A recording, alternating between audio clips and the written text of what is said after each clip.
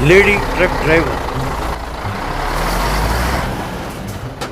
एक गांव में नम्रता नाम की एक औरत रहती थी। उसका पति बदानी ट्रक चलाता था। उसे हर किस्म की बुरी आदत थी।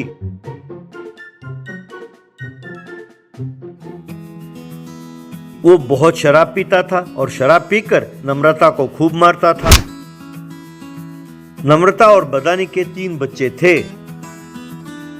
बदानी एक फैक्ट्री में ट्रक ड्राइवर का काम करता था।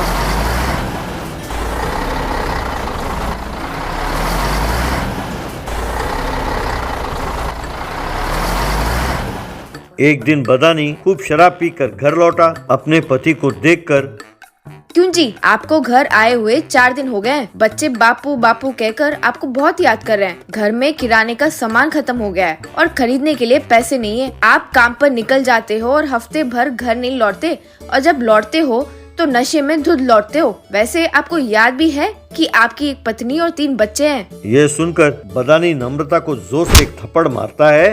क्यों रे, तुम्हारा पति 3-4 दिन बाद घर लौटा है, उससे ये नहीं पूछा कि तुमने खाया क्या, कैसे रहे, और आते ही अपना उपदेश शुरू कर दिया। अरे घर में पैसे कम पड़ते हैं तो 4 घरों में जाओ, बर्तन मांझो, कपड़े धो और कमा कर पैसे घर चलाओ, समझी? हाँ, अरे मैं तो काम पर जाने के लिए तैयार हूँ, पर अपने घर में 3-3 छोटे छोटे बच्चे हैं। अगर मैं काम पर चली गई तो इनकी देखभाल कौन करेगा? एक काम करो, आप घर पर रहकर इन बच्चों की देखभाल करो, मैं नौकरी करती हूँ। ये सुनकर बदानी को बहुत गुस्सा आया। उसने नम्रता को खींचकर एक थप्पड़ मारा। क्यों री, तू मुझसे कहती है कि नौकरी छोड़ दूं और घर में बैठा रहूं? तुम्हारी ये हिम्मत! कहकर उसे थप्पड़ मारने के लिए फिर हाथ उठाया, लेकिन गश खाकर नीचे गिर जाता है। डॉक्टर आया और उसने बदानी की हर किस्म की जांच की। सॉरी, खूब शराब पीने के कारण आपके पति का लिवर खराब हो गया है। इनका ऑपरेशन करने के लिए 10 लाख रुपए तक खर्च होंगे, वरना इनका जिंदा बचना बहुत मुश्किल है। ये सुनकर नम्रता बुद्ध बनकर खड़ी रह गई। डॉक्टर की बातें सुनकर बदानी के पैरों तले जमीन खिसक गया। तब वो ये सोचकर दुखी होने लगा कि इतने दिन उसने बहुत गलत काम किए। ए भगवान, ये क्या हो गया? मुझे माफ कर दो नम्रता, इतने दिन मैंने तुम्हें बहुत परेशान किया है। मुझे सही सजा मिली है, लेकिन मुझे अपनी कोई चिंता नहीं। मुझे चिंता है सिर्फ तुम्हारे और बच्चों की। अगर मैं नहीं रहा तो इनको पालेगा कौन, इन्हें कौन पढ़ाएगा? कहकर दुखी होने लगा। तभी बदानी के फैक्ट्री के मालिक अनिल वहाँ पहुँचा। क्यों, जब मैं कहता था कि तुम शराब ना पिया करो, तुमने मेरी बात सुनी नहीं। अब देखो, ये मेरी गलती थी जो मैंने तुम्हें इतने दिन नौकरी से नहीं निकाला। मैंने तुम्हारी लिहाज इसलिए की कि तुम बाल बच्चे वाले आदमी हो। अगर तुम्हारे जगह किसी और को रख लेता तो आज मेरा ये हाल ना होता। अब तुम्हारी वजह से करोड़ों रुपए का माल गोदाम में ही पड़ा है। कल शाम तक पड़ोसी राज्य में मुझे सारा माल भेजना होगा। अब कोई ड्राइवर भी तो नहीं है मेरे पास। ऊपर से उस खतरनाक रोड में गाड़ी चलाने के लिए कोई भी तैयार नहीं है। सर, इन्होंने जानबूझकर तो ऐसा कुछ नहीं किया। इनको क्या पता था कि इनके साथ ऐसा कुछ होगा?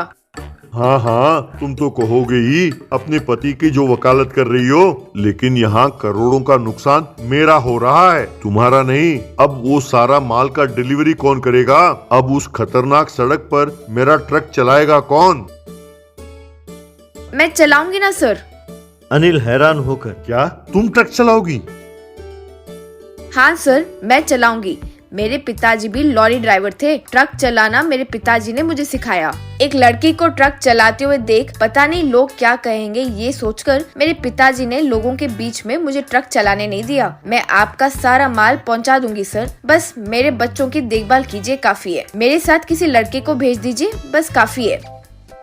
अगर तुमने माल सही टाइम पर पहुंचा दिया तो तुम्हारे पति का इलाज का पैसा मैं दूंगा, लेकिन ये एक बात का ध्यान रहे, माल को किसी तरह का नुकसान नहीं होना चाहिए, बस।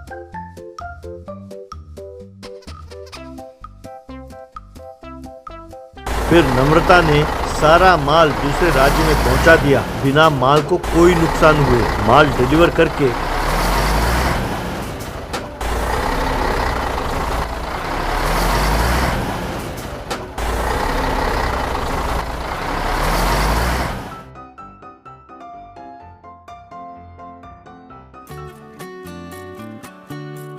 लौटी।